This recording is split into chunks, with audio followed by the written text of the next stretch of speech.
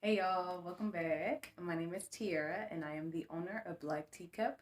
In this week's video, I'm going to be showing you all how I created this simple tumbler that says she will win. It's a very simple and easy to make tumbler, but I feel like it's a very powerful one. It would make a good gift for a lady that you know who's on a journey or has goals. It's just a daily reminder to keep going and just positivity. So I will have everything linked down in the description box below. Make sure to subscribe and hit the bell so that you're notified every time I post a new video, which will be on Wednesdays. And thanks for watching. Let's get started.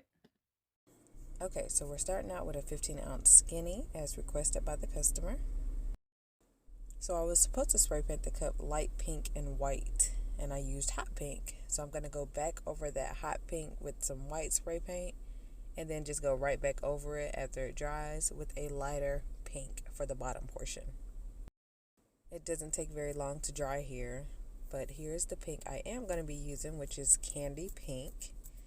And I'm just going to go right over the bottom. So this cup's going to be light pink ombre into white.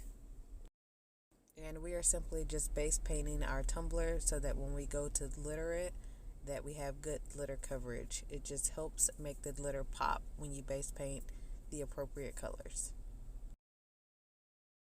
So after my spray paint has dried, I'm going to go in and glitter my cup using the epoxy method.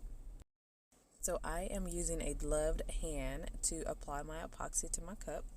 The epoxy will act as an adhesive for the glitter. You only need a very thin layer. It should not be dripping. You should not have any streaks. Just a very thin layer of epoxy all the way around. I am using this cameo pink. I believe I got it from Walmart. And the white I'm using is from Lily's Glitter Shop. It's called Funny Bunny. It's like a opal white. So when I glitter my cup, I always hold it in my hand, and I'm starting out with the pink. I'm going to do a 1-inch rim across the bottom, and make sure you get your bottom as well. And then I'm going to tilt my cup and tap my glitter shaker so the glitter falls down the side of the cup. And you want to do this very slowly and take your time while doing it. Anytime I am rushed or hurrying while trying to put on glitter, I always mess up. So make sure you take your time while doing this. You want to lightly tap your glitter out so that it falls down the side of the cups. So if you have your cup straight up and down vertically, of course the glitter is going to go all the way down to the other end of the cup. So if you just tilt it slightly, you can kind of control where your glitter is going to fall to. Now I use parchment paper sheets. They're already pre-cut to catch my glitter. When I'm done, then I can just easily put it back in my container. And then next I'm going to start with my opal white glitter. And I'm going to go and do the same thing with the about 1/2 inch or 1-inch band across the top of solid glitter. And then I'll tilt my cup and let the glitter fall down the sides. And you can kind of see where glitter has not been applied. So I'll go all the way around and tap, tap, tap. And again, we're not going for full coverage on this first go around. We're just simply applying the glitter lightly so that we'll know where we're going to go with the glitter ombre.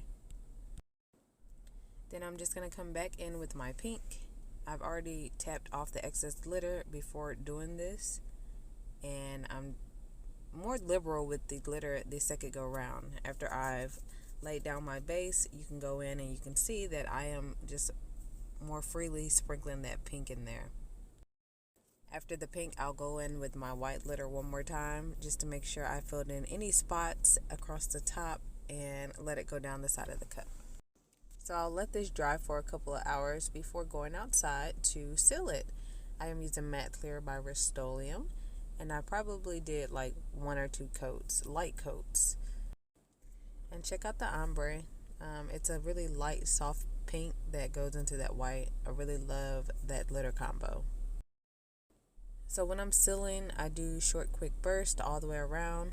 And then we'll let this dry in the garage for maybe an hour or 2 until it's completely dry before going on to epoxy. So at this point, I did apply my first coat of epoxy. It didn't take much for this 15-ounce cup. I probably used about 30 ml, if not less. The glitter is very fine. It's not chunky, so it should not take much to cover it. While the cup is curing, I went ahead and created this file using Silhouette Studio and cut it out with my Silhouette Cameo. So she will win on her tumbler along with the name, and I got that cut out, and I'm going to go ahead and weed that now. So when I'm doing decals, I do use 651 permanent vinyl, and also this gold is also permanent vinyl, but it is a textured vinyl by Cricut. I will have a link to this textured vinyl below. It's a very beautiful vinyl under epoxy. I got this pink weeding tool from Dollar Tree. They have a new crafting section. If you haven't checked that out, make sure you check it out. They have a lot of neat little things in there that you can use, and it's only $1. The textured vinyl is a little thicker than normal vinyl, but I haven't had any issues with it adhering to the cup. It adheres pretty good, but when you cut it, you might want to make sure you cut it on a deeper setting. I almost lost one of my letters here, if you look at the N in win, but I was able to get that small piece out.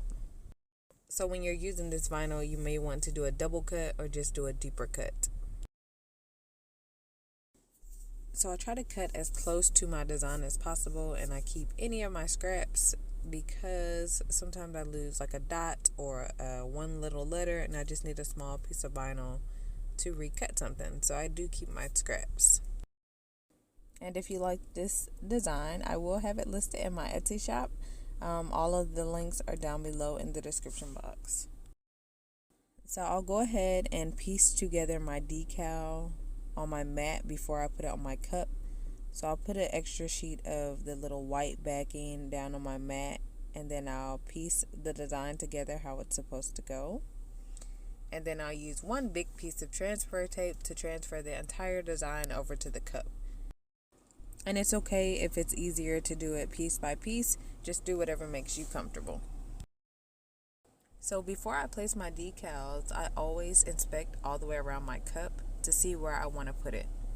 Sometimes there has been like a random piece of glitter, a stray piece of glitter on my cup, and I don't want to start all the way over, so I'll use my decal to hide it or mask that imperfection.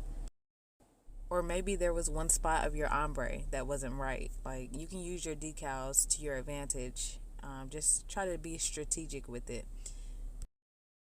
When I go to place my decals, I'll set it down on a towel and eyeball it. Do the best you can on this part. There may be an easier way, but for me, I always eyeball it. Sometimes there has been times in the past where I put the decal on Cricut and I have to peel it off and start over. But it's okay because there's no epoxy yet. So just work with your decal, take your time, be patient with yourself, get it to how you like it, and then we can move on to the next step. I did not seal these decals. I let them sit for a couple of hours before moving on to my next layer of epoxy. Our cup with the decals in place. It has not been sealed. So at this point, I am going to apply another layer of epoxy to seal those decals in. I am using a gloved finger, and I used about 30 to 40 ml. And then also I will use my torch to pop any bubbles. Now once this cup is cured for a day or so, I will take it outside for sanding. Like in my other videos, I always sand around the rim of the cup to expose a small layer of the stainless steel. If you haven't seen that process in my videos, I go into more detail in my videos. So after sanding, you'll wipe it down. Yeah, you can talk, you don't mind. I'm gonna record over it. And that's pretty much it. And here's the final cup. Very simple, easy to make, yet it's very powerful. And it's a constant reminder to anyone who is on any type of journey. So let me know what you guys think in the comments. If you have any questions, let me know in the comments. Thanks for watching. Also, don't forget to join us over on Facebook at Black Teacup Community. That is our Facebook group where we do giveaways and behind the scenes and have early access to some of our products.